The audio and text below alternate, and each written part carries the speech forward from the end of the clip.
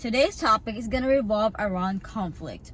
Yes, that includes drama, tea, and it includes everything else that has to do with conflict. Before I get into this, I want to say welcome to my channel and welcome to our self-growth journey. Everyone gets into conflict somehow, some way, someday.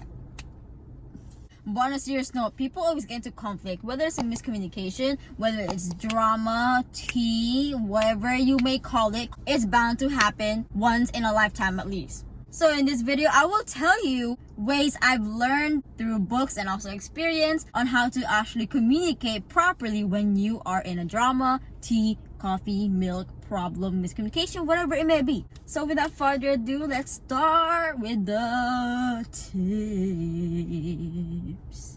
Yeah.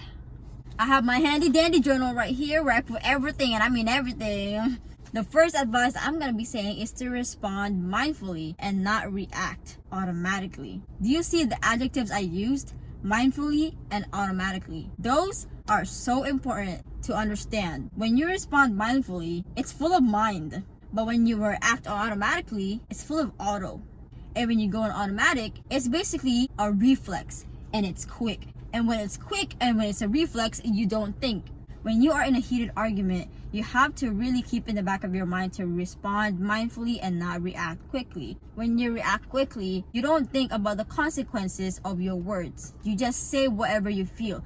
And when you're just saying whatever you feel, which is perfectly fine, sometimes those things that you feel gets converted into harsh words for the other person. So you have to remember, reacting is not thinking, because reacting is a reflex and it's too quick. You are reacting from something you've learned maybe as a child or as an adolescent, wherever it may be. You're reacting in a way that's probably already going in a pattern with your life that you've learned in the past. And that's why the communication, or whenever you have problems with anybody, the communication is not clear. So the way to change that is to respond mindfully. And you're probably thinking, how can you respond mindfully? Well, you have to remember, your emotions are in the heat of the moment, but they are branching off from something. They are branching from something important. But also, the same goes for the other perspective. So how you feel, they probably also feel. Or maybe you just don't know how you feel, they probably don't know how they feel. An effective way to practice responding mindfully, which I've also tried to practice more, is to pause. It is extremely difficult, especially when your emotions are in the heat of the moment, to pause. To pause in the middle of an argument and just breathe in and out to respond mindfully. That is extremely difficult, and I believe that is not impossible. When you feel like you're about to say something harsh, pause right there. You can just say to the other person, I hope they understand this, hey, I'm not really happy right now, and I believe if I continue this conversation, nothing will come from my part, and nothing that I want to get across will get across. So right now I'm gonna just take a pause, and maybe I will let you know how I feel later on. Or maybe you can just pause and say, hey, I'm thinking, so please give me time to think. Even if it's like, if you have to think right away, just give me time to think right now. Give me a few minutes and then continue. Even if you're pausing for 5 seconds, 10 seconds, 15 seconds, 20 seconds, a minute, 5 minutes, 10 minutes, a whole day, you are trying your hardest to respond mindfully. And when you respond mindfully, it's good for you and also the other person. You know how I mentioned that your emotions are branching off from something? That's why you feel like this in this heat of the moment. Now you gotta empathize. That's the second tip. Empathizing is a very powerful communication tool that anybody can use and anybody should use. What you gotta question in your head is, why are they acting like this? Don't think, oh, they're acting like this because they're stupid, they're mean. Try your hardest not to think like that. Just like your emotion is branching off from something important, so are theirs. There is something that their emotion is also branching off from. That is why they're reacting this way towards you. And that thing that I'm talking about is what need of theirs are they trying to show me that's making them act this way? Usually the need that it's coming from, whatever the emotion is love. In the heat of the moment, it's hard to kind of see that. So that is why, we're learning this, little by little in this video. These tips are very helpful. So if you want to subscribe, you can freely do so for more, However, that is the main thing that I was saying, which is a need is what is making them act this way. It's also what's making you act this way. So that is what leads me to the third point.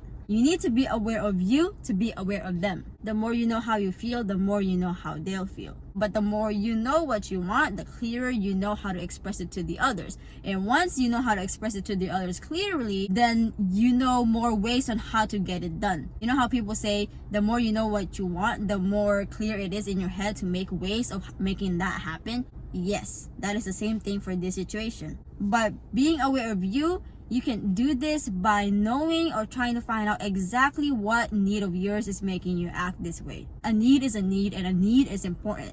A need should always be prioritized, which is perfectly valid. If you feel like a need of yours is begging to be prioritized, prioritize it, because it's doing that for a reason. The fourth tip is intention. Now that you are being aware of you, which makes you be more aware of them, what is your intention? What are you trying to do here in the conversation? Are you trying to be understood? Are you trying to come up with a solution? Are you just trying to get them to empathize with you? What is it? What are you trying to do? What is the goal of this conversation you're having? Are you just trying to express your feelings after holding it in for such a long time? What are you trying to do? I'm emphasizing this so much because intention is so strong. Intention really leads the direction of the conversation. So if your intention is to make this even worse, then of course it's not going to be good. It's just going to be an argument on top of argument on top of argument, with miscommunications and with misunderstandings. But if your intention is pure, then you have to remember that in your head. So your intention can lead you to the conversation that you want.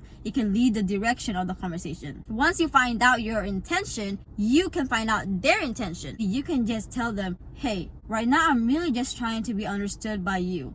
I'm trying to make you understand why I feel this way. It's as if you're not going in circles. And that is the point. You're not trying to go in circles. You're trying to go forward. And the way to go forward is intention, directing you to go forward. So once you know your intention, you can clearly just express it to them. And then you find out their intention. What are they trying to get across?